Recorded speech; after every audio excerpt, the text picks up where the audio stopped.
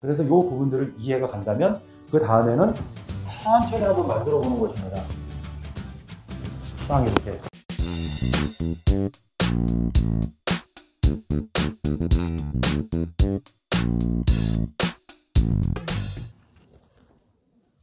안녕하세요, 한해스프로입니다. 지난 시간에는 장타를 칠 수 있는 어드레스에 대해서 한번 알아봤고요. 이번에는 장타를 칠 수 있는 스윙에 대해서 한번 알아보겠습니다.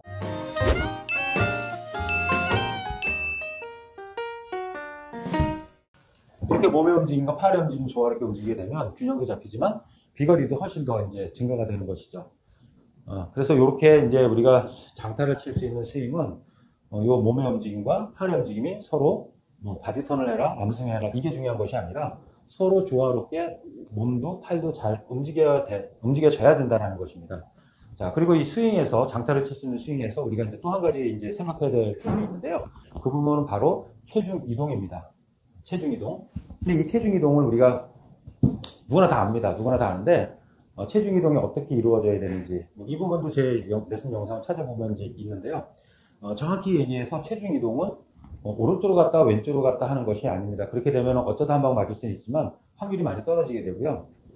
어드레스 했을 때 이 무게중심 이동은 백스윙을 이렇게 진행이 될 때는 몸이 이렇게 움직여지면서 무게중심도 오른쪽은 뒤꿈치로 가고요. 왼쪽은 엄지발가락으로 갑니다. 그리고 백스윙 탑으로 넘어갈 때가 중요합니다. 대부분 처음에 스타트할 때 오른쪽으로 미는 분도 있지만요. 처음에 이렇게 몸이 제자리를 잘 움직이는 분들도 있습니다. 근데 여기서 이제 체가 뒤로 넘어갈 때는 여기서가 이제 문제가 되는데 호킹이 이루어지고 헤드가 등 뒤로 넘어갈 때 대부분 체중을 오른쪽으로 보냅니다.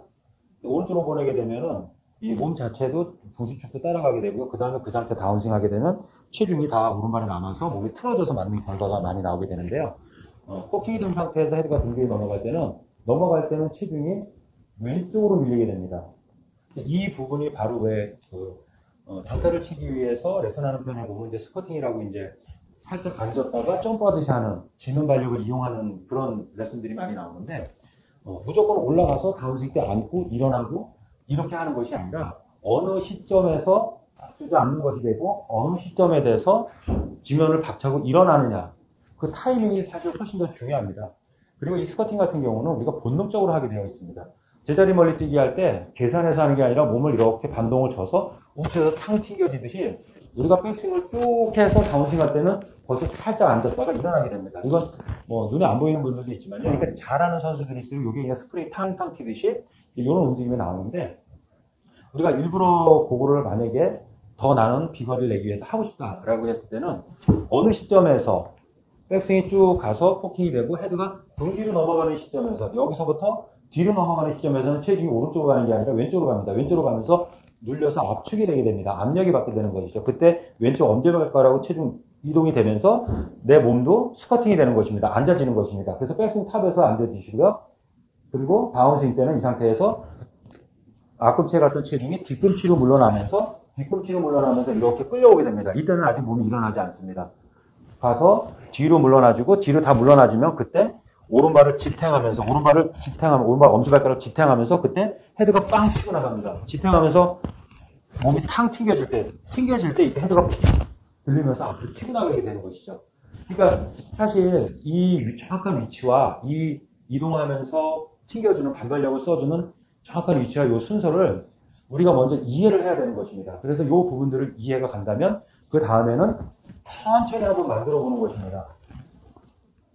빵 이렇게. 그리고 조금씩 더 리듬을 타서 해보는 것입니다. 그래서 이런 부분은 제가 이제 레슨 영상에도 있는데 나는 이거를 진짜 현장에서 한번 해보고 싶다, 연습을 하고 해보고 싶다면 여기서 백스윙에서 다운스윙 할 때 제가 이제 보여드리면 제가 한번 보여드릴게요. 제 몸 움직이는 거를 한번 유심히 보셔야 됩니다.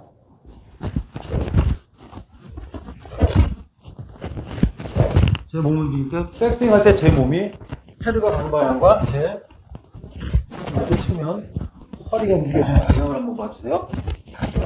그리고 조금의 이번에는 이제 스쿼팅 하는 것까지 눈에 보이게 한번 해보겠습니다.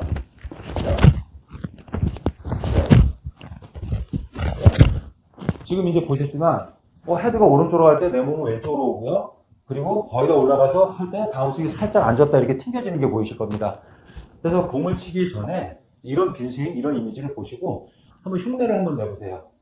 그러면 이제 지금 하시는 분들도 막연하게 그냥 움직이고 앉고 일어나고 하는 것보다는 훨씬 더 몸이 그 리듬을 태워주게 되면 훨씬 더 정확한 타이밍에 정확한 체중 이동과 정확한 지면 발력을 쓸 수 있는 스쿼팅을 하실 수가 있습니다. 그래서 정말 장타를 치시려면 이 부분을 조금 따라서 한번 흉내를 한번 내보시고요. 그리고 마지막으로 우리가 구질이 있습니다.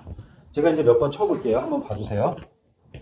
구질에는 이제 대표적으로 나누면 이제 세 가지의 구질이 있는데요. 훅이나 슬라이스 그리고 스트레이트 볼이 있습니다. 제가 이번에 슬라이스를 한번 내보겠습니다. 자, 이번에 굉장히 강하게 친 거예요. 근데 공이 굉장히 슬라이스가 났습니다. 슬라이스 나니까 214가 나왔어요.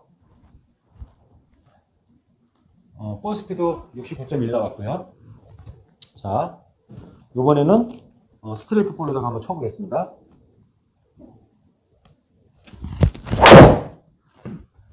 약간 이제 푸시 드로우가 났는데 그래도 공은 이제 거의 비슷하게 똑바로 갔습니다. 이번엔 볼 스피드가 70 나왔습니다. 그러니까 1 정도밖에 차이가 안 났고요. 비거리 같은 경우는 한 40m 정도가 차이가 났습니다. 자, 이번에는 제가 드로우를 한번 해보겠습니다.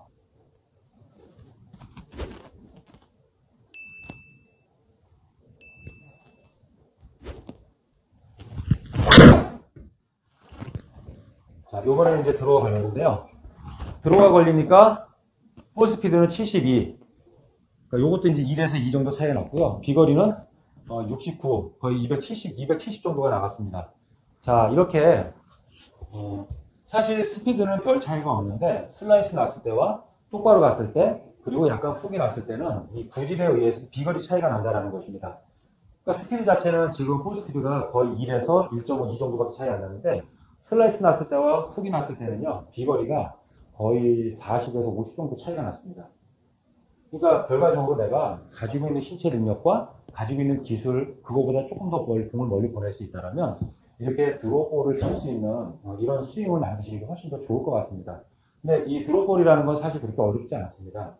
드롭볼 칠 수 있는 방법은 그냥 늘 정상적으로 똑같이 하시고요. 왼손등만 살짝 조금만 더 보이게 그냥 이렇게 덮어서 잡아주시면 됩니다. 그럼 그 임팩트 할 때는 헤드가 조금 더 닫혀맞게 되는 것인데요.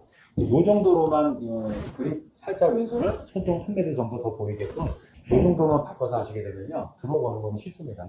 이제 저 레슨 영상에도 드롭볼, 페이드볼 치는 방법이 있는데 어떤 일부러 더 돌려치고 어떤 스윙에 변화를 주지 않으셔도 됩니다. 사실 기술볼 치는 거는 공식 같은 건데 요거를 조금만 이해를 한다면 훨씬 더 쉽게 하실 수가 있습니다. 그래서 지금 시간에는 이제 장타를 칠 수 있는 스윙에 대해서 알아봤는데요.